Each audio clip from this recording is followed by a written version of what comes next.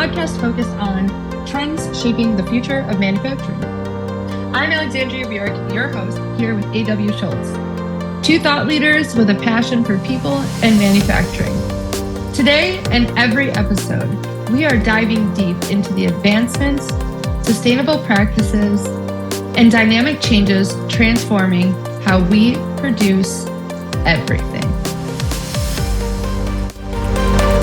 And now welcome Alexandria Burek and A.W. Schultz. Well, hello everybody. This is another episode of Factory of the Future. I am super excited today. We've got a special guest that I can't wait to have a chance to interview. As always, I'm here with Alexandria Burek, and I'm Aaron Schultz, AW. And today we're going to be talking with Jim O'Rourke. Now, for those of you who don't know, our guest today is a seasoned leader in operations supply chain management. With over 25-year experience, Jim has held a pivotal role at industrial giants like Conagra Brands, the J.M. Smucker Company, and Procter & Gamble. He's developed and executed procurement strategies for teams management in billions in spend, and has been instrumental in optimizing supply chain across diverse sectors. Most recently, the Senior Vice President and Chief Procurement Officer at Treehouse Foods, Jim is an expert in procurement and supply chain operations. His career journey has also included distinguished tenures at the U.S. Army as an airborne combat engineer. There, he was honored with his leadership and logistics expertise. An advocate for veterans' causes, he mentors and supports military service members transitioning into corporate America and mentors them on the start of their career. A lifelong student of systems, process, and leadership, Jim often serves as a guest speaker for graduate-level courses, conferences, and webinars. In this episode, we will deep dive into Jim's extensive career, exploring strategies and insights that have shaped his approach to supply chain, leadership, and operational excellence. Jim, it is an honor to have you on today. Thanks, AW. I appreciate the warm welcome, and I'm delighted to be here. I am too. I have to tell you, Alexander, so I met Jim at one of my executive roundtables where, for those that don't know, I bring in different expertises that have manufacturing experiences, and we discuss about Industry 4.0 and 5.0 and talk about their struggles and optimizations and just sharing that knowledge into it. We had a great conversation, and it also led into a one-on-one call later on that Jim offered to explain to me a new concept, which, you know, I'm somebody that's, I guess I follow different leadership approaches and different theories and, you know, in my research, but he mentioned something called the 5 E's in leadership. And after being explained to me, I instantly asked Jim, hey, I begged Jim, would you be interested in coming on Alexander and my podcast, Factory of the Future? So Jim, if you can give me a little bit of insight on what this 5E is and how it's used in some of these factories, I think we'd be delighted to learn something here today. Sure. Yeah, happy to do that. So the 5 E's I learned at Procter & Gamble, and the E's are envision, engage, energize, enable, and execute. And they're a fundamental approach to how do you rally a team around a common cause and work towards that goal. But as a leader, it's really important to be in touch. And as you think about the 5 E's, it's common sense. It's just not commonly practiced everywhere. And so it stood with me. That was over 25 years ago that I learned those 5 E's early on in my career at Procter. And it's, as a leader, it's a great architecture or model to really check in and make sure that you're in touch with the team, with your stakeholders, and you're supporting the team. Do you have examples where you've seen that, the deployment of that and how it was communicated out to within an organization? Or Well, ironically, A.W. Alexandria, today is the 20th anniversary of Katrina. And I was at the time in global business services at Procter & Gamble, but I had been in the food business when the Jackson, Tennessee Pringles plant had lost 43 acres of roof during a tornado. And there was no we had a business continuity plan, but there was no plan on how to put a plant back together. And so we had some really great lessons that were learned. And so even though I was in another business unit, a few of us went back to help support the Folgers coffee business, which had been in the wake of that hurricane inoperable. And when I think about the envision is what's the big, hairy, audacious goal or the art of the possible, Procter declared that the plant was going to start up in less than 30 days, which was amazing considering you had people whose homes had been destroyed, you had no infrastructure, there was no energy, and they went on to engage and share this with the teams and gave ownership to the different department managers and department heads, and really brought everybody in. And they had a diversity of ideas, and everybody had ownership because they got a say on how we're going to start this plant back up. It was energizing. Like, what's in this for us? Well, at Procter, everybody's a shareholder. They have an ESOP, employee stock ownership program, and everybody knew that their livelihood in that New Orleans area was dependent on the plant coming back up and the Folgers coffee business being successful. The enable part, there were lots of barriers, as you might imagine. Some things in no particular order, because of the folks who had lost their homes, they created a FEMA trailer village on the plant property. They had to dig wells to have potable water for everybody and for the production. They had to figure out cafeterias, showers, and everybody knew that those things were just basic. It's Maslow's hierarchy of needs. Yeah, people need shelter, and then the execution with excellence. And what I really enjoyed about Procter, there's SMART goals and everybody knows what's on their development plan, but they were very definitive. Something's red, green, or yellow. If it's green, we don't really have to talk about it except to celebrate a success. If it's yellow, what do we need to do from an enabling standpoint with process, systems, people to get it back to green? And if it's red, how do we fix it so it's never going to be red again? And I saw in many ways Procter in one of their finest moments. The tornado was an audacious effort. We got that plant back up in a week, but Katrina, right, devastating. And it's all in the news today on the 20th anniversary. But I saw that. But then you can use it every day as well. cool. So they built an entire village. Hold on, I missed that a second. They built an entire village on the facility property for the workers to then live and have Yes. housing and shelter, which other people in the area did not. Yes, they did. Amazing. And Procter, and they did a lot of good to help those people with different loans and other ways to help them rebuild. And I was there, it was probably a week after the event. And if you haven't seen the pictures, it was quite humbling to think of what the mass destruction was. And so it was later on, I was at the Folgers coffee business was sold to by Procter & Gamble to the J.M. Smucker Company. And I was on the coffee leadership team, and we used to meet once a month down in New Orleans. Oh, wow. And this was 2008 and later, and you could still see the destruction on the way from the city out to the plant, which is across from Nassau in Chef. So to see that, Procter & Gamble at one of their finest moments, in my opinion. Absolutely. So when I think of the scale of using the 5 E's, sometimes it seems like when AW and I are both bringing ideas and things to the table, I naturally think about how can one person put this into place in their current state, their current job. Maybe that's not the approach of the company they work for, but they still want to take the 5 E's and put them to work. What's something like in the smallest way any employee can use the 5E strategy to make their workplace better? Yeah, so I think of my time in operations and during the shift pass down, right? You think about it, the envision, well, what do we have to make today? What's the goal, right? That's what it is. We think about the engagement, having the team actually talk during that pass down of okay, here we got to overcome some things here. What's everybody's ownership? Are there different ideas to go get that case packer up? The energize, right? So this is your livelihood in a plant, but how can I personally grow and I know as a team member what my role is and what my contribution.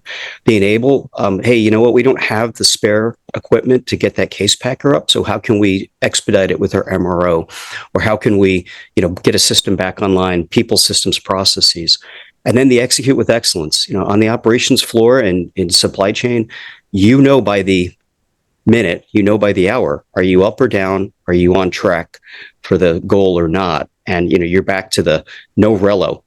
It's binary. You're on track or you're off track. So I think it's a common sense, but not commonly practiced. And if leaders have that mindset, leaders are there to serve their team, right? There's servant leadership, and it might be overused, but I look at my job, every team that I'm working on, whether it's the multifunctional side or my own procurement or supply chain people, I'm there to help them be successful. So it is a mindset, and I've never seen it codified so elegantly as Proctor did this when I learned it. Same. It's a wonderful concept, and I hope many people listen to this episode so they can bring that into their workplace at all levels of the organization. Jim, I got one quick story to tell, and it has to do with it. It wasn't the 5E, but it was the 5E, but I didn't have those kind of terms on that. And I'd go to these organizations, and we Alexandria was talking about shift meetings, and that's usually where I'd start at, because they say I hear the same story. You come in, it takes 5 minutes. We sit around, supervisor talks about complaining about something, other people's complaining about the other things. But then you start putting some structure to it and assigning out different roles that everyone has to contribute into those meetings. Mm-hmm. And then you start teaching them about some of the lingos. Before we got on the show, you used the word minor stop. It's like, oh, this guy knows manufacturing, because a lot of people don't know what that means, and it's a small stop, less than 10 minutes. But it's one of those hidden problems that it's a monster that's hidden around. Sure, it could be your Achilles heel. If you don't understand you can't eliminate that minor stop, it's going to keep coming back. Yeah. And but I'd be asked by the general managers or plant directors or plant managers, whatever role you'd want to title that as, and they'd ask, we're going to ask them a little training on this. We're going to execute on this, and like, well, I'm gonna have all these problems on the plant floor. Why are we focused on these meetings? And then they start seeing some subtle things, but they'd ask me, how do you know it's working? And I say, because the plant or the operators, they start talking different. They start they start talking not about who caused the problem, but how we're going to fix the problem, and and pushing it on the process versus individuals. And I like that the 5E, because it walks you right through the project process. You have to have a vision to where everyone wants to go. You have to engage them onto it. Figure out how to empower them. Find a way to get everyone to have a role. Remove the barriers so they're enabled, and let's just get it done. Execute. Yeah, absolutely. And ownership is so powerful. I mean, everybody wants to do a great job. Alexandria, you know that because you're there in your plant. When there's ownership, it's such a powerful concept, because everybody's rowing in the same direction all of a sudden. And that inclusion of diversity of ideas and the engagement, everybody gets a chance to be heard. And that's really all that most people want is to be heard, to be a voice, and then they can support the consensus decision. And what I've found is by going to the people at the floor, like on the floor of the manufacturing plant, behind the trucks of behind the wheels of the trucks that are delivering, they know what needs to be done. They may not package it up in some corporate, PowerPoint. They may not have an impact matrix to explain what should be done first or how it should be executed.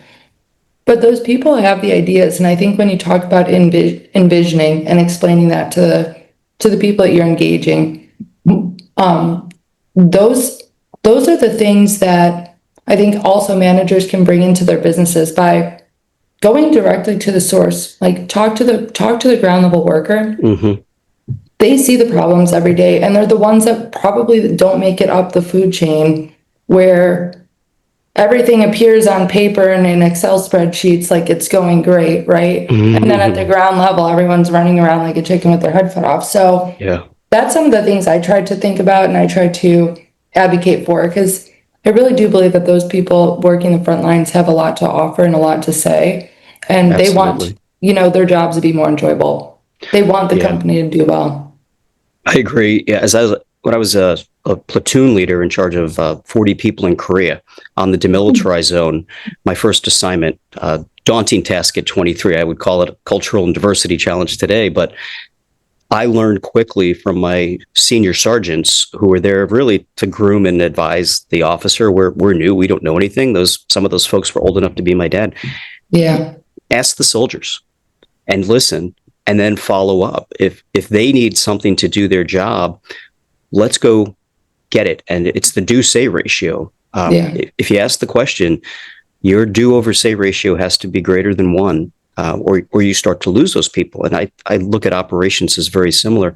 When I'm on a plant tour, I love, especially if I'm on the procurement side, a packaging, or I heard about a case packer who was having issues. So what do you think of that corrugate? How's it running? Yeah. What are the ideas? And then, maybe we should get the supplier in, or maybe we should get the reliability engineer, or the whatever it might be, those minor stops. How do we find the root cause to eliminate it? Yeah. And it is so important, because that does create the inclusion and ownership. It does. And it's a solution without, they probably have some idea, right? And I think it makes those employees feel really seen and heard, and it improves the engagement and commitment to the organization when, people who are in the top tiers of the organization actually listen and take action on the, the things that they're like struggling with, but don't really have a solution for. So that's really cool you do that. I think that's right. I heard a general officer a long time ago say, if you're walking through the motor pool, in this case, where they're doing maintenance, and you are willing to ask a question of the private, be ready for the answer, and don't be defensive. And so my favorite question I learned over time is just tell me more. It's without judgment. It doesn't shut you throw in a but, or you start to make your point and say, and you're going to shut people down. So just tell me more. And thank you for sharing. Yeah, that's great advice. That's really, truly great advice. I was about to ask you, how do you engage them? And you answered it perfectly when you said your corrugate question, because that's often a heated topic with the operators. Highly emotional. It's the emotional thing.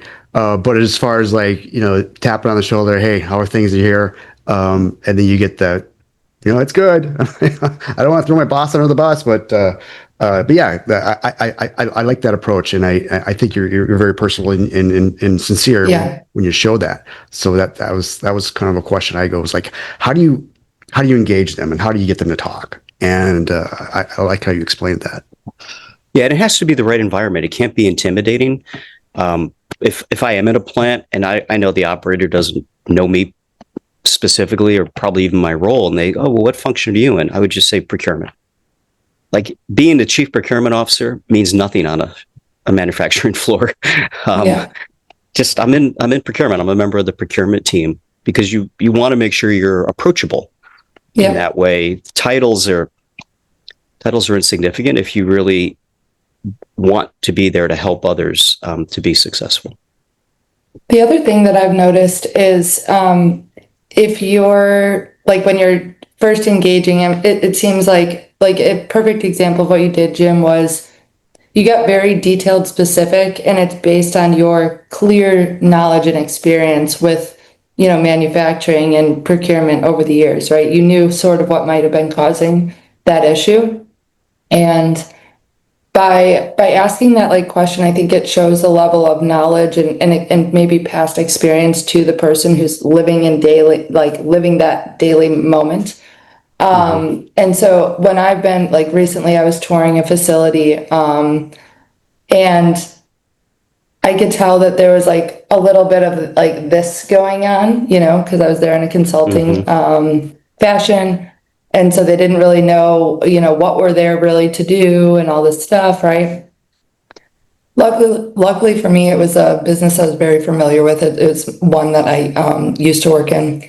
And as I started talking to them about things, like talking about more like specific stuff about being in a truck or being under a trailer to look at stuff, or just generally knowing their business, I think that also just brings the walls down so much. So sometimes by getting with people and sharing that, that like I've been in your role before, I'm sure you've been in certain, right, you walked the factory floor, that's how you knew with that particular machinery that the corrugate might have been the issue, right? So for anyone else who's listening, I guess the point is try to relate and explain or demonstrate that even no matter where you're coming from in your current role, like I've been in your shoes and I kind of understand what your pains are. So that's cool. Yeah. And corrugate, I mean, it's the perfect poster child because it's high emotions.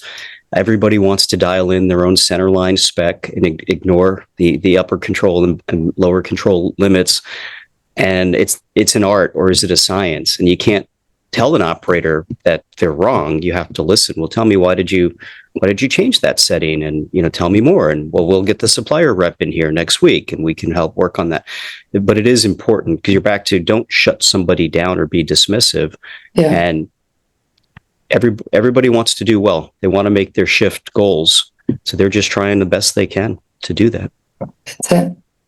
AW, do you have any final questions or comments for Jim before we close out? Well, I guess it's more of a, Jim, is there any kind of message you want to send out there, or something that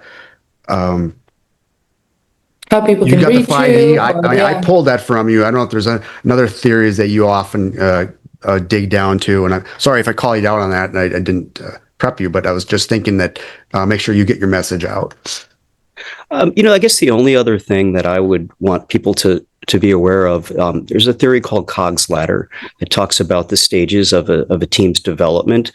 And as the new leader joining a team or forming a team, in the case of a big cost out on productivity or something, you have to be cognizant that trust is built and earned over time, and you're unsettling. As a new team is unsettling, what are we doing here? You get a lot of confusion, and it's only through being consistent. And the 5Es could be a good framework to show that consistency, that you can earn trust and bring a team from the confusion stage into that esprit de corps, which very few teams ever reach. And I would just say the other thing is, I have done a team building session and asked people, 5 seconds, close your eyes, think about the best team you were ever on. And then when you open your eyes, what are the top 2 or 3 things in a room of 30 people? And when we go around the room, and I've done that probably over 100 times, the leader is never mentioned. It's the esprit de corps. It's the teamwork. It's the common goal.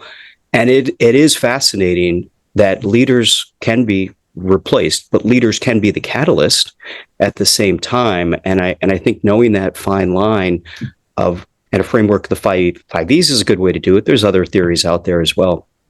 Cog's ladder and the 5Es can serve as a great place to start an initiative and get everybody on board and aligned. And you can Google Cog's ladder. It was another Proctor thing. Don't want this to all be about Proctor today.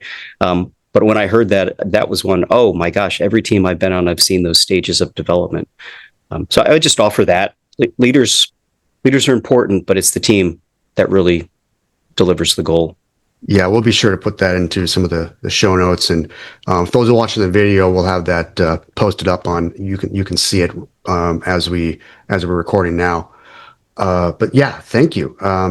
Thank you. Yeah, Jim. Thank you for the opportunity. Yeah, it was great talking about this. Great getting your insight on it. And it's always fun to talk about manufacturing. But this is Factory of the Future, and we are out of here like finished goods. Thank you. Thank you. Bye. This is Factory of the Future, and we are out of here like finished goods. Stay tuned for our next episode of Factory of the Future, where we're exploring groundbreaking techniques and behaviors that are reshaping industrial landscapes. Don't forget to subscribe and leave us a review and help others discover the cutting-edge insights transforming manufacturing as we know it.